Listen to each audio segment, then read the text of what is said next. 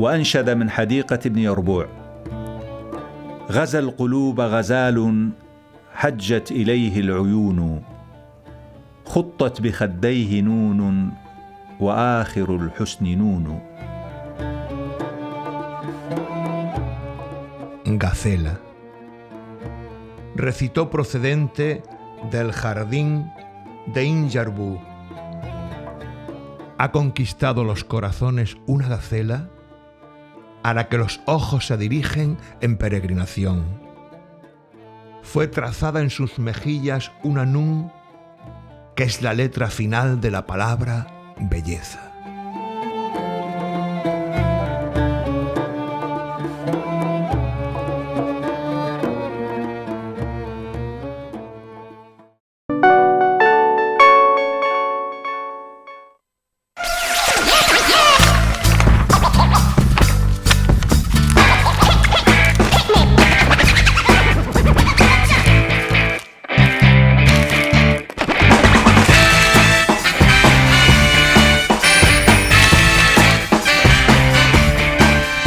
Sean bienvenidos, cordiales saludos, una tarde más, subimos nuestro particular telón, abierto al atardecer hasta las 8 en punto en directo, con salidas al exterior también como cada tarde con el compañero Juan Domínguez.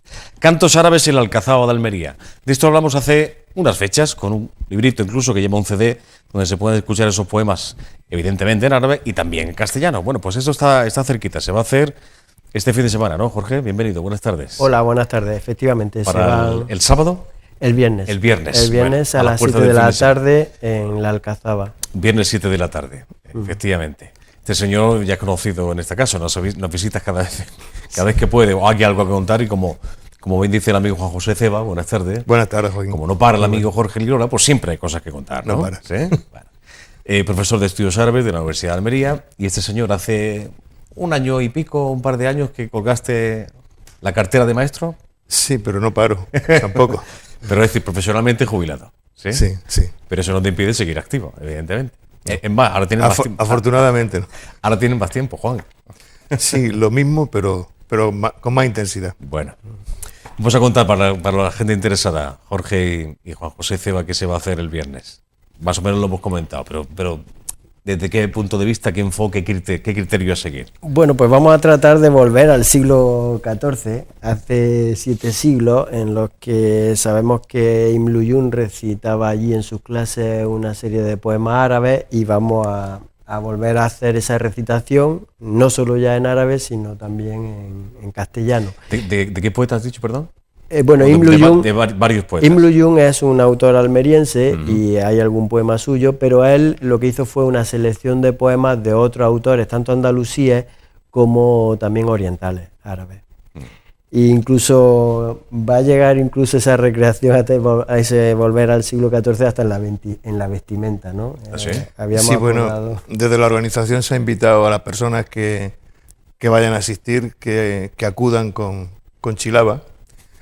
Y bueno, pienso que puede ser muy bonito, y sobre todo lo que dice Jorge es la creación y recreación del siglo XIV a través de estas poesías que se recitaban en la Alcazaba, que hay testimonios de que allí Ibn Luyún daba clases de poesía, dado el cultivo y el interés de aquella época de refinamiento cultural tan exquisito. ¿Tú como poeta, Juan, estás interesado a lo largo de tu vida por estos poetas árabes? Sí, yo creo que todos los poetas españoles, y especialmente los andaluces, estamos muy interesados por ese fondo poético tan impresionante. Le influyó a García Lorca en el Diván del Tamarí, y le ha influido a muchísimos escritores, ¿no? Y bueno, recuperar todo esto es impresionante, y seguir dialogando con la poesía de Almería, que es algo prodigioso. Nos interesa a los poetas, pero le interesa a muchísimos lectores, muchísimas mujeres y hombres que están interesados por la cultura, y en definitiva es convertir de nuevo la Alcazaba en algo con una efervescencia poética impresionante, ¿no? Lo que fue hace unos siglos, ¿no? Sí, la Alcazaba era un centro cultural, en ese sentido, sobre todo fue en el siglo XI, ¿no?, en la corte de Al-Mutasim, pero también en otros siglos, como en el siglo XIV, que es lo que vamos a recrear ahora. ¿Es la primera edición? ¿Lo habéis hecho anteriormente esto, Jorge? No con este formato. Además, bueno, vosotros también hacéis otras actividades parecidas también en algunas ocasiones, o se han hecho recitales de poesía, igualmente de poetas, pero aquí lo que tratamos es de aunar, en este caso el encuentro es a través de la poesía andalusí, con la participación de poetas que lo van a recitar en español, más luego nosotros también, los que hemos hecho la labor de traducción, pues lo recrearemos en árabe. Han hecho un esfuerzo extraordinario pues para lo difícil que es traducir, ¿no? Pasar no solamente el texto, sino el espíritu de lo que se escribió en el siglo XIV. Bueno, hay poemas ya desde el siglo X en esta colección, ¿no?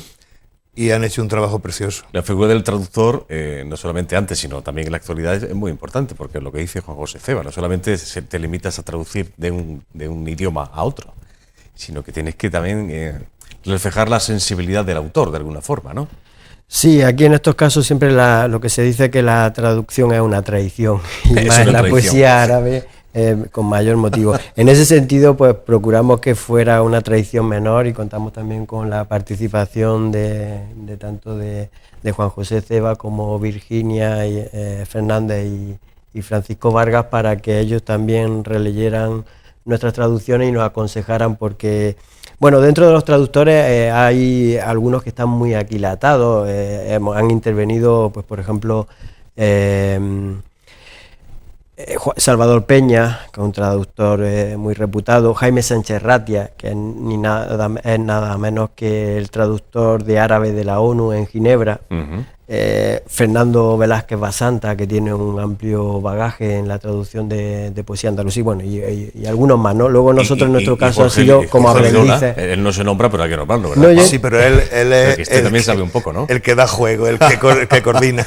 Pero aquí en la poesía estoy aprendiendo, ya he de reconocerlo, aquí voy de alumno, sí, pero totalmente, en fin, porque me falta Antonio Martínez Castro. Antonio Martínez Castro también se animó, por eso ha sido de los que, igual que yo, pues se ha animado cultura, conoces el idioma, en fin, es tu profesión, eres arabista, sí, ¿no? O sea que, en fin. Pero la poesía son palabras mayores. Yo insistiría en que para los almerienses es algo muy importante recuperar toda esta tradición de la poesía andalusí a través de los poetas de Almería.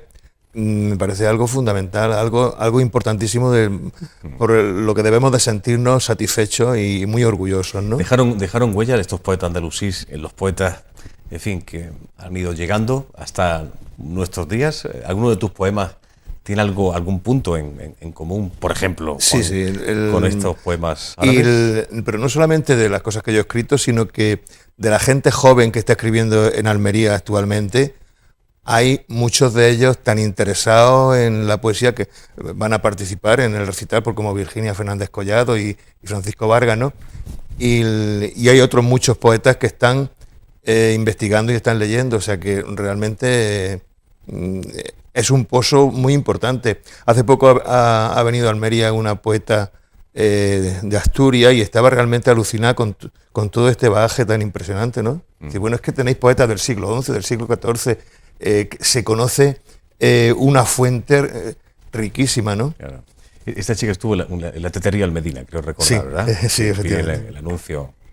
El amor y el desamor también está presente en la poesía árabe. Es uno de los temas estrella. En la poesía árabe, tanto el amor como luego también el panegírico al gobernante. Es curioso porque aquí en esta selección de poemas no aparece ningún canto, ninguna alabanza a gobernante. Pero sí, entonces el mayoritario es el amor, tanto profano como divino, a través del sufismo, porque aparecen algunos poemas místicos. ¿Alguien se atrevía a través de los versos a, no sé, denunciar situaciones concretas o incluso a algún gobernante jugándose la cabeza, imagino, ¿no? Sí, sátiras también hay, no en este libro, pero sátiras hay y muy conocidas y célebres. Además, aquí en Almería son muy célebres las que le dedicaron, por ejemplo, al Mutasim, pero al Mutasim tenía fama de ser persona que perdonaba y efectivamente así. Y además muy bromista, ¿no? Al final. Pero eso de alguna forma en la época estaba penado de alguna forma, por el poder. Ya dependía del gobernante. Había gobernantes que eran muy vengativos, ¿no? Y que los poetas luego los pagaron con la muerte, ¿no? Incluso el caso de Ibn Ammar, uno de los que aparece aquí, un poeta de Silves, pero de la corte de Al-Mutámid, que al final murió a manos de Al-Mutámid, porque le había dedicado sátiras feroces, y aunque luego también incluso se independizó en en Murcia.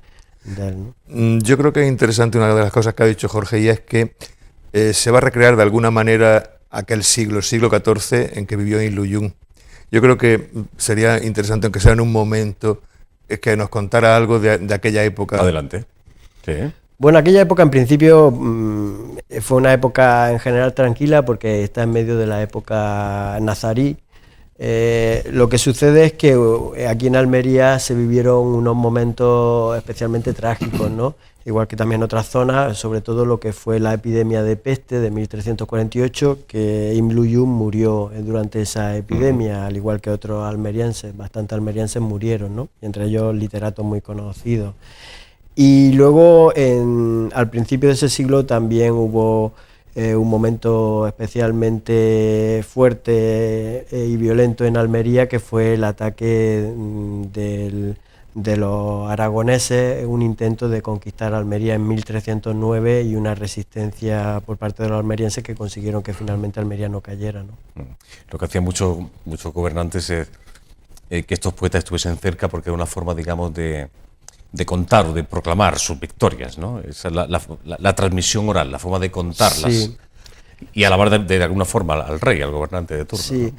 En el siglo XIV el centro cultural más importante era Granada, entonces ahí nos consta que, por ejemplo, hay celebraciones muy famosas, como fue la de 1361, cuando Muhammad V recuperó el trono, pues celebró un maulid que coincidió precisamente con la Navidad, y celebró allí, se reunieron todos los poetas, iban los almerienses, fueron allí, o los que no pudieron mandaron su poema porque se recitaron allí, ¿no?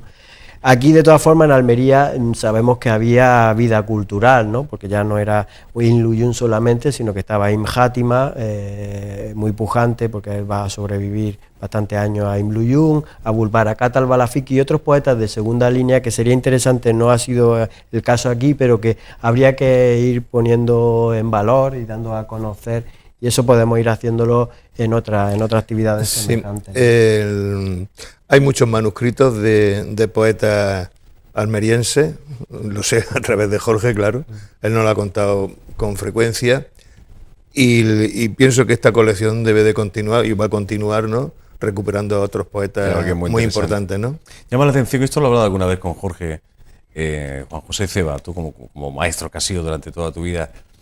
En el colegio se ha pasado de puntillas por 8 siglos de existencia de este pueblo en nuestra tierra, ¿no? No hablo de Almería solamente, ¿eh? Claro, cuando uno reconquista el territorio no quiere saber nada de los que han estado durante 800 años, pero han dejado un pozo cultural muy importante. Quiero decir, eso en los libros de historia, estos poetas se podían haber estudiado dentro de la literatura, vamos, digo yo. Claro, o sea, lo más importante, ¿no? Hay gente que se da cuenta, gente de fuera de Almería, que se da cuenta que nunca le han enseñado la Alcazaba de Almería en los estudios, que no aparece para nada, que es la mayor fortaleza de España, ¿no? Y cuando conocen la Alcazaba y se quedan maravillados, dicen, pero ¿cómo es posible que nadie nos haya hablado jamás de la Alcazaba, ¿no? Y de la vida que había cultural y poética y social de la Alcazaba y de la ciudad, ¿no? Bueno, siempre fue referente, ¿no? Este monumento, lo hablamos el otro día también, cuando tocamos, estuvimos hablando el otro día de lo que fue Almería en su época. Aquel dicho de, ¿cómo era aquello? Cuando Almería era Almería y Granada era su alquería, efectivamente. Fue en el siglo X. El siglo X. Yo creo que fue en el siglo X. Bueno, para los interesados, es este viernes, a las 7 de la tarde, Cantos Árabes y el Alcazaba de Almería. Se va a recitar en árabe, evidentemente, y también en castellano, y una de las personas que va a ponerle voz va a ser Juan José Ceba, ¿no? Sí, hemos hecho, el libro viene acompañado con un disco, sí. En árabe y en castellano. Los poemas en árabe los ha grabado Walid Saleh, el que ha hecho la recitación en árabe. Juan José Ceba ha hecho la recitación en castellano, y también en el acto conviene destacar que va a intervenir Jesús Garrido, que va a poner música también, porque los poemas irán acompañados ¿Qué tipo de música? ¿Con qué instrumento? De música, será un poco de música fusión, tipo en alguna ocasión así andalusí, pero en otras ocasiones también con sello así de forma combinando ahí estilos, ¿no? Por otra parte, bueno, los traductores han sido bastantes. No he podido mencionar antes a todos, pero convendría quizás mencionar a Antonio Jiménez Reillo, que tuvo una participación muy activa, ¿no? Y algunos otros que han sido más ocasionales, porque hemos cogido traducciones sobre todo de la Biblioteca del Andaluz, porque con el trabajo que ya hicimos teníamos en parte ya sistematizado a los poetas andalusíes y algunos fragmentos ya estaban traducidos. Un trabajo que habéis invertido, tú como coordinador, años, ¿no? ¿Cuántos volúmenes salieron al final? Han salido 9 hasta ahora, 9 volúmenes. Sí. Yo creo que es importante subrayar, para quien no lo conozca, que la Biblioteca del Andaluz recoge todo el bagaje de las grandes personalidades del Andaluz, de la poesía, de la literatura, de la medicina, de la ciencia, también de la política. En definitiva, la grande gente del Andaluz está en todos estos tomos, que es una obra absolutamente monumental, es una obra para toda una vida. Ya lo creo. Y años de trabajo que hay detrás. Bueno, ¿sigues escribiendo, por cierto, Juan? Sí, claro. ¿Sí? ¿Vas a publicar algo dentro de poco? Algo, ¿Te lo estás pensando? Algo estamos preparando. ¿Algo estáis preparando? Sí. Bueno, entonces a la próxima cita, la próxima invitación en este plató. Muy bien.